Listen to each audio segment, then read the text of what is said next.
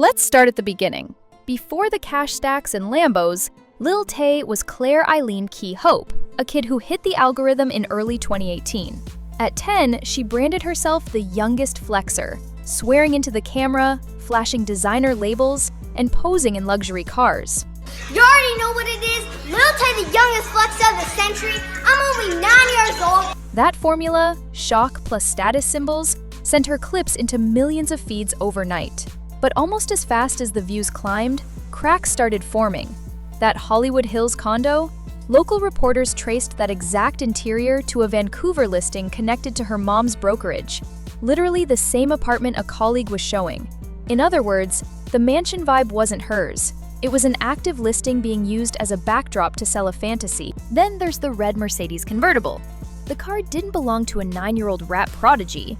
It belonged to the managing partner of her mom's real estate firm, who told Global News he was disappointed to discover the vehicle starring in Lil Taylor vs. Lil videos, and said he hadn't realized it would be used for Instagram content.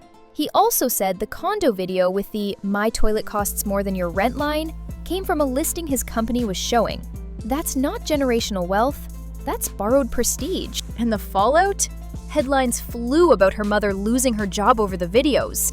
Some outlets framed it as a firing, but the brokerage's managing partner told Global News that she resigned. CTV likewise reported a resignation the same day it confirmed the Hollywood Hills set was actually in Vancouver. So when audiences started asking, is any of this real? They weren't nitpicking. They were reacting to evidence. The brand that sold itself as raw proof of a child phenom's success turned out to be carefully staged status theater. Once that veil lifts, every flex looks less like a milestone and more like a marketing set piece. And it's hard to rebuild trust after that. When people say the Lil Tay persona felt manufactured, they aren't guessing. They're reacting to receipts. In May 2018, a behind-the-scenes clip circulated showing her older brother Jason feeding her lines and telling her how to deliver them. It undercut the myth of a precocious 9-year-old spontaneously roasting haters and made the whole act look like a coached production. Last time, what do I say? Then there's who actually held the keys to her online identity. Managers and reporters described contacting Lil Tay on Instagram and getting replies not from a child, but from Jason, a 16-year-old running point. New York Magazine's The Cut reported that outreach to the account was fielded by him, while a former manager told Insider that Jason was controlling the page and openly claimed he created Lil Tay. That's not just big bro energy, that's command of the brand. Contrast that with Lil Tay's on-air claim that she ran her own Instagram during a Good Morning America interview. When you stack that statement against the reporting about Jason's role and the leaked coaching video, the gap between the marketed youngest flexer and the reality of a family-directed character gets hard to ignore. For audiences, that's the moment the spell breaks.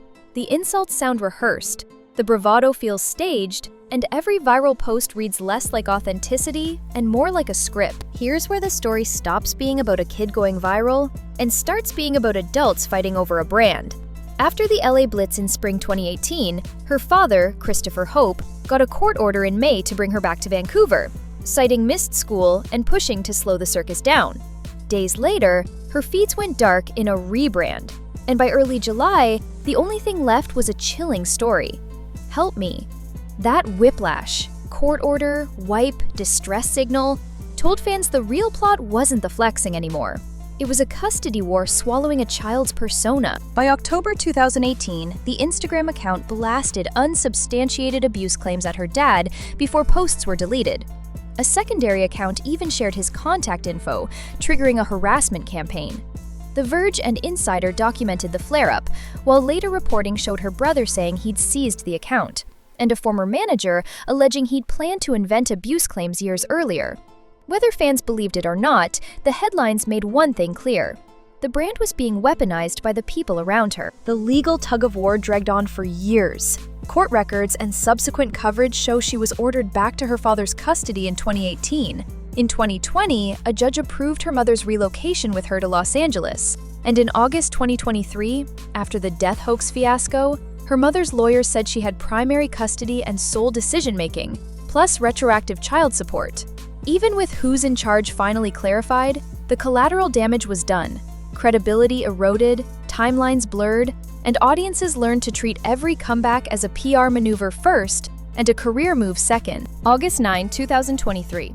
Her verified Instagram dropped a black box statement saying Lil Tay and her brother had died, under investigation. No cause, no details, just shock. Within hours, major outlets tried to verify and hit a wall. Police in Los Angeles and Vancouver said they had no reports matching the post, and even her father and former manager wouldn't confirm anything. That mismatch, official silence versus a viral obituary, set off alarms. The next day, a whiplash reversal. Lil Tay told TMZ she was alive and that her Instagram had been compromised by a third party, spreading jarring misinformation. The post vanished and Meta stepped in, confirming to multiple outlets that the account was indeed hacked and that they helped her regain control. So the headline hardened into fact, not rumor. The death announcement was the product of a compromised account, not a tragedy. Even with that clarity, the reputational damage stuck. Fans were left parsing who had access, why the claim named her brother too, and how a verified account could broadcast something so extreme without any corroboration. The incident didn't just spark sympathy, it deepened the narrative that Lil Tay's public life keeps slipping between reality and performance.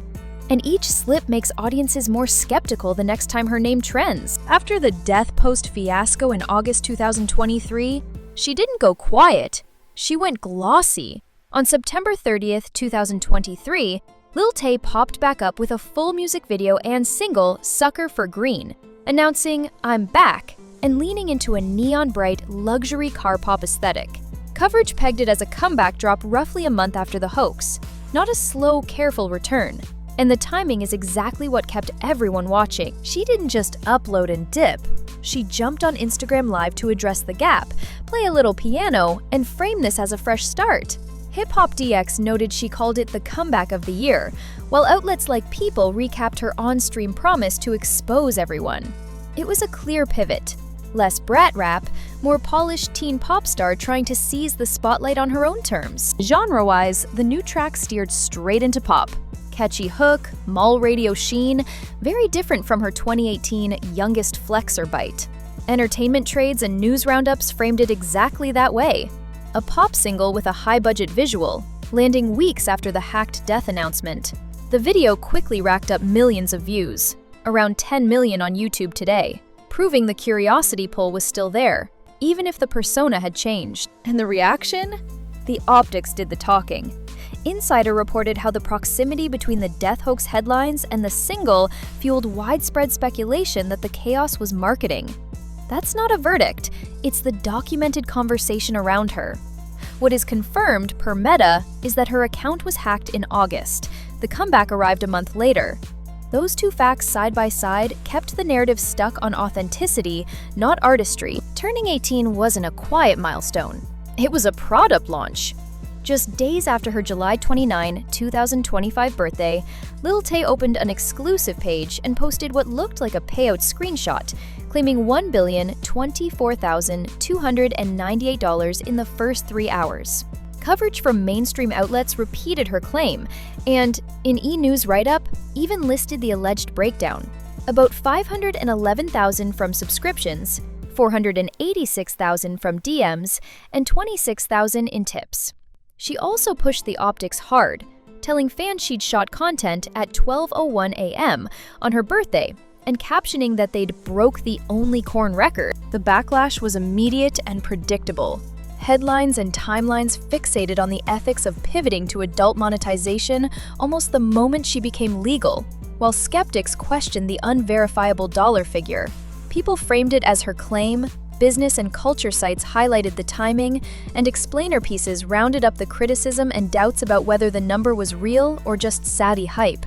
Even her father weighed in on camera, saying she's now an adult who can make her own decisions, which only kept the news cycle spinning. Stacked against the recent verified death hoax hack from August 2023, the move reinforced a pattern audiences already suspected.